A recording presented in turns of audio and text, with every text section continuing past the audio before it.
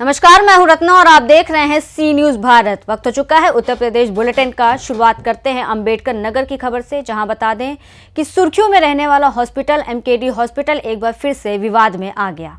साथ ही बात होगी आजमगढ़ की, जहां प्रतियोगी परीक्षाओं के अंतर्राज्यीय सॉल्वर गैंग के वांछित 4 अभियुक्त गिरफ्तार किए गए। ऐसी तमाम खबरों पर विस्तार करेंगे हम इस बुलेटिन में। अंबेडकर नगर अकबरपुर अंबेडकर नगर का सुर्खियों में रहने वाला हॉस्पिटल एमकेडी हॉस्पिटल एक बार फिर से विवाद में आ गया है। हॉस्पिटल परिसर में रखे डस्टबिन में नवजात शिशु का शव फेंका गया था। नगरपालिका अकबरपुर के सफाई कर्मियों ने नवजात शिशु के शव को प्राप्त किया है। यहाँ शव होने की खबर वायरल हो रही है, उसका वास्तविक मामला क्या है? वास्तविक मामला ये है कि जो मरीज का बच्चा था गर्भ में ही मृत्यु था, लगभग 7 महीने के लगभग का था। तो वो फिर जो है मरीज को सौंप दिया गया घर वालों को, और फिर लिखवा भी लिया फाइल पे। ठीक है, तो फाइल पे उन्होंने लिखा भी, मैं दिखा दूँ, फाइल पे लिख के उन्होंने दस्तखत भी कर दिए ये फाइल पे, मुझे मेरे मरीज का मृत्यु प्राप्त हुआ। ठीक है, अब वो कहाँ पहुँचा, कैसे पहुँचा, इसकी जानकारी नहीं। डस्टबिन में कैसे गया? आपके हॉस्पिटल में अगर डस्टबिन रखा हुआ है तो आपके किसी सफाई कर्मी के द्वारा उसमें डाला गया होगा। नहीं, क्यों? यहाँ इतने लोग अभी दे दिया गया, मैं यहाँ बैठा हूँ। आपके यहाँ कैमरे लगे हुए हैं? जी जी जी। कैमरे की पड़ताल आपके द्वारा की गई? नहीं। क्यों? क्योंकि जब आप पहले कैमरे की पड़ताल कीजिए, उसके बाद इसका आरोप प्रत्यारोप आप लगा सकते हैं कि मेरे कर्मचारियों के संज्ञान में नहीं है या मेरे संज्ञान में नहीं। आरोप प्रत्यारोप नहीं, मैंने जिसका मरीज था उनको बुलाया, उन्होंने लिखित रूप में एक्सेप्ट किया। हाँ, लिखित रूप में कि मेरे द्वारा मुझे बच्चा दे दिया गया था। हाँ, इसका और मेरे डस्टबिन नगर पालिका में पाया गया है। नगर पालिका में पाया गया, मेरे यहाँ नहीं बच्चा पाया गया है।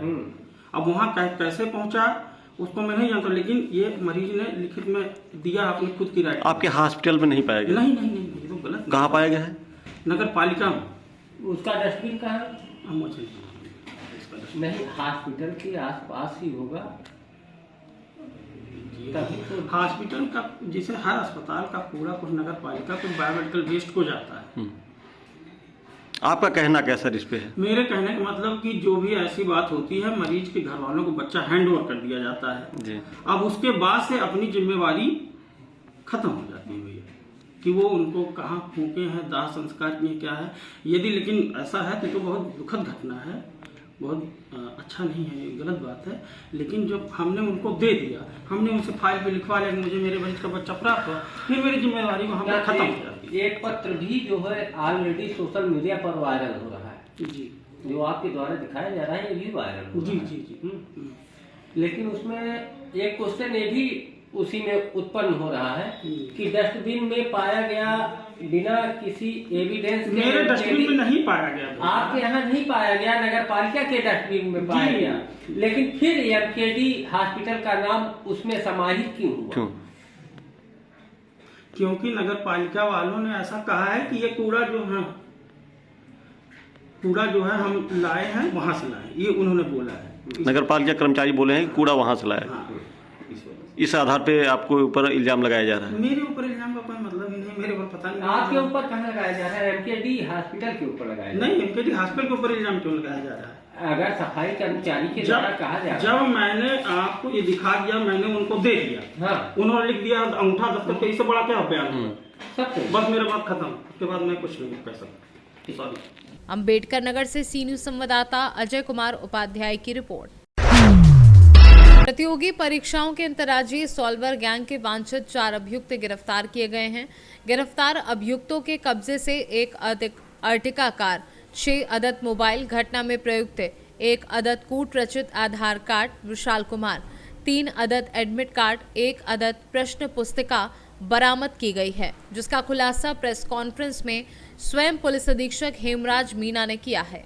देखिए 4 तारीख को यूपी सिविल कोर्ट में जो सेंट्रलाइज स्कीम के तहत में स्टाफ की भर्ती की एग्जाम थी, जिसमें नेशनल कॉलेज जो सिवली कॉलेज है, यहाँ पे एक अनूप सागर नाम के जो व्यक्ति है, उनकी जगह उनके जो डॉक्यूमेंट्स का और उनका जो वेरिफिकेशन किया जा रहा था बायोमेट्रिक अटेंडेंस में, तो वहाँ पे जो स्टाफ थे उनको थोड़ा इसमें शक हुआ और उस पर जब उनसे गहनता से पूछताछ की गई तो ये जानकारी हुई कि उनकी जगह पे कि विकास कुमार नाम के जो व्यक्ति है वो थाना कदम कुआई पटना बिहार के रहने वाले हैं, ये इनकी जगह पे एग्ज़ाम दे रहे थे और फिर इन्हीं की निशानदेही पे अनूप सागर हैं, इनको गिरफ्तार किया गया और इन दोनों को 4 तारीख को और 5 तारीख को गिरफ्तार करके इनको जेल पहले भेजा जा चुका है। और इन दोनों से जो पूछताछ हुई उसके आधार पे ये जानकारी प्राप्त हुई कि यहाँ पे एक गैंग काम कर रहा था, जो कि इस तरह की जो एग्ज़ाम्स होती थी उनमें पहले करीब मतलब 10 लाख रुपए तक की इनसे पहले सॉल्वर बैठा के और पहले तय होता था और उसके बाद में एग्ज़ाम दिलाई जाती थी और फिर उनका सिलेक्शन ये लोग कराते थे। तो उसी में पूरा एक गैंग वर्कआउट हुआ है। इसमें एक राम प्रवेश यादव है जो कि थाना जमुनिया जनपद गाजीपुर के रहने वाले हैं, एक सुनील कनौजिया है, ये थाना कोतवाली जनपद गाजीपुर के रहने वाले हैं, एक अंकित गुप्ता है, ये थाना इस्लामपुर नालंदा बिहार के रहने वाले हैं, ये सॉल्वर हैं। और इसके अलावा अमित कुमार है, ये परीक्षार्थी हैं जो कि ये डोरा ये थाना सादात जनपद गाजीपुर के रहने वाले हैं। ये टोटल 4 लोग इसमें पकड़े गए हैं। अभी पूर्व में जो पकड़े गए थे एक बिहार के रहने वाले। आजमगढ़ से सी न्यूज संवाददाता सीवी भास्कर की रिपोर्ट। बुलंदशहर जिले के थाना अमगोठा क्षेत्र के गांव बागवाला की निवासी बुशरा पत्नी स्वर्गीय शबीर ने पुलिस को दी गई शिकायत में बताया कि उनके बेटे शाहिल का निकाह 2 दिसंबर 2024 को नाजिया नाम की युवती से मुस्लिम रीति रिवाज के अनुसार हुआ था। शादी में ना तो दहेज लिया गया और ना ही दिया गया। शिकायत के अनुसार 6 जनवरी को दोपहर करीब 12 बजे उनकी बहू नाजिया घर में रखे सोने के कंगन और चेन जिनका वजन लगभग 3 तोले था लेकर फरार हो गई। परिवार वालों ने कचहरी आसपास के इलाकों में काफी तलाश की लेकिन उसका कोई पता नहीं चल पाया। पीड़िता बुशरा ने पुलिस से इस मामले में एफआईआर दर्ज कर कानूनी कार्यवाही करने की गुहार लगाई है। क्या नाम है आपका? बुशरा।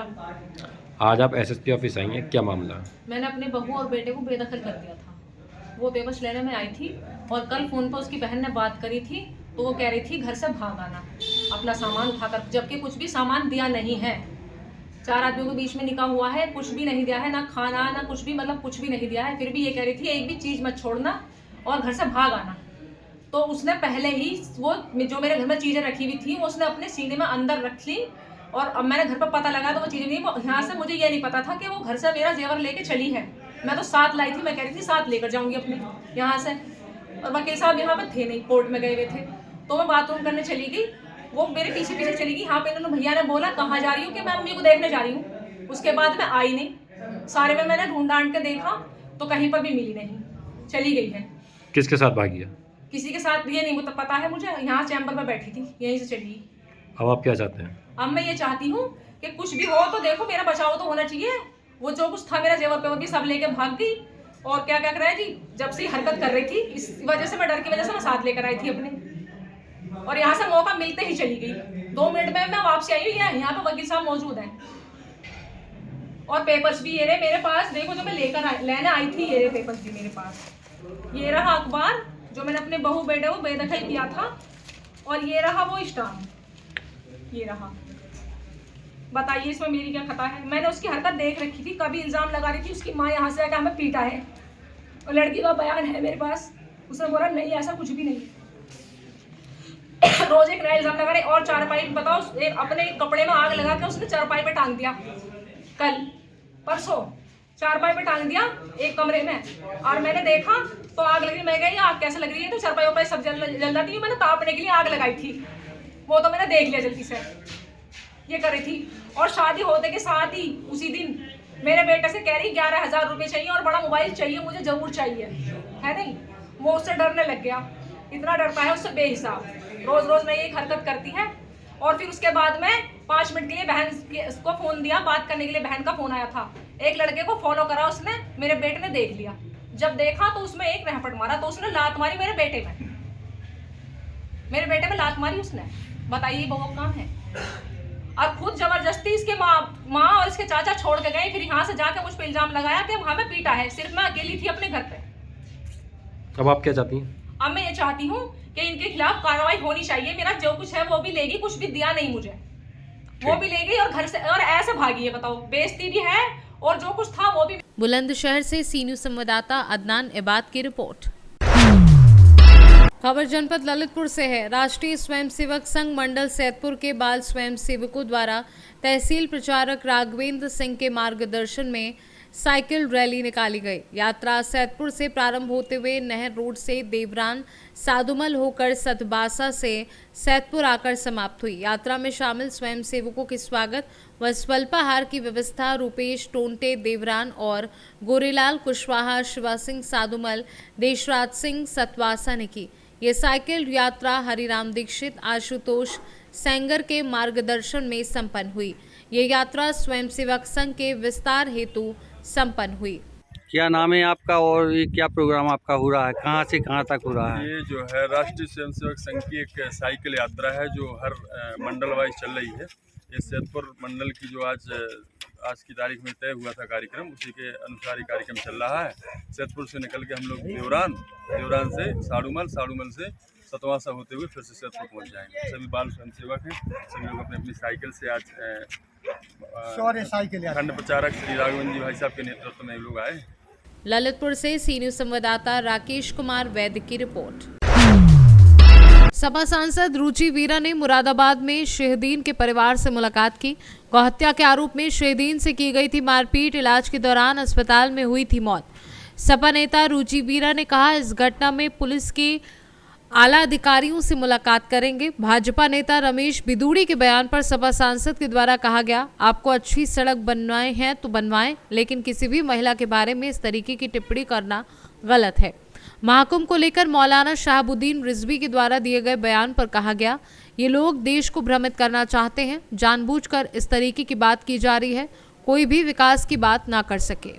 देखिए, बहुत ही दुखद भी है ये घटना।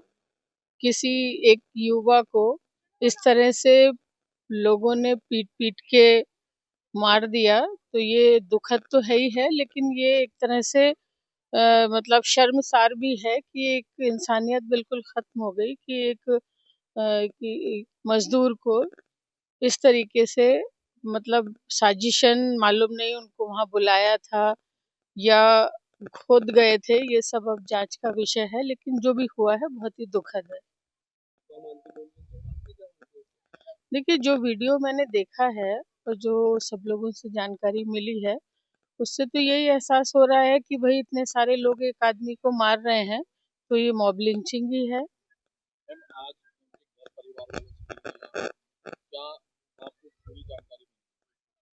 देखिए, यही पता लगा है कि किसी ने उन्हें बुलाया रात को 1 बजे, वो मजदूर आदमी थे, वो बुलाने पे चले गए मजदूरी के लिए।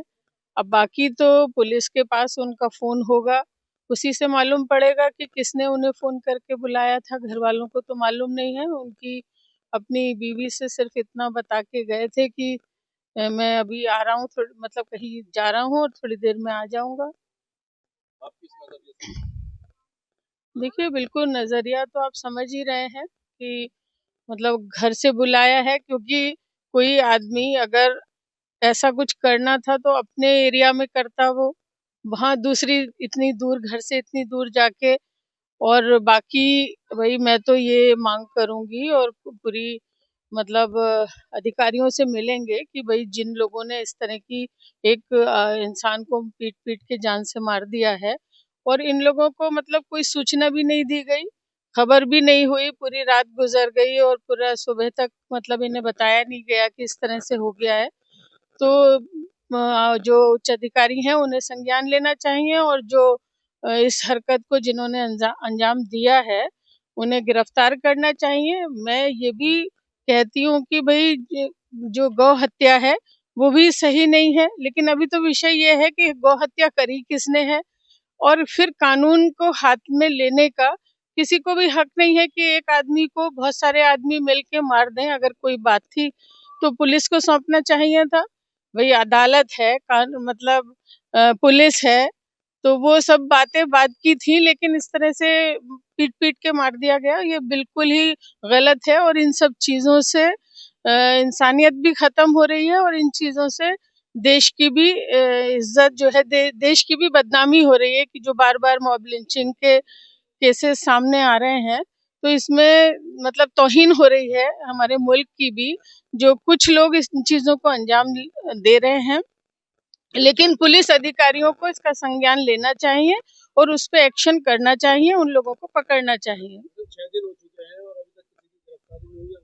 देखिए, मैं यहाँ मौजूद नहीं थी, कहीं बाहर थी और आते ही मैं यहाँ पर आई हूँ। मैं अधिकारियों से भी मिलूंगी और अपने सभी लोगों से, जिम्मेदार लोगों के साथ, पार्टी के लोगों के साथ आगे की रणनीति भी तय करूंगी। मुरादाबाद से सी न्यूज संवाददाता मोहसिन की रिपोर्ट। फिलहाल इस बुलेटिन में बस इतना ही। देश और दुनिया की तमाम बड़ी खबरों के लिए देखते रहिए सी न्यूज भारत।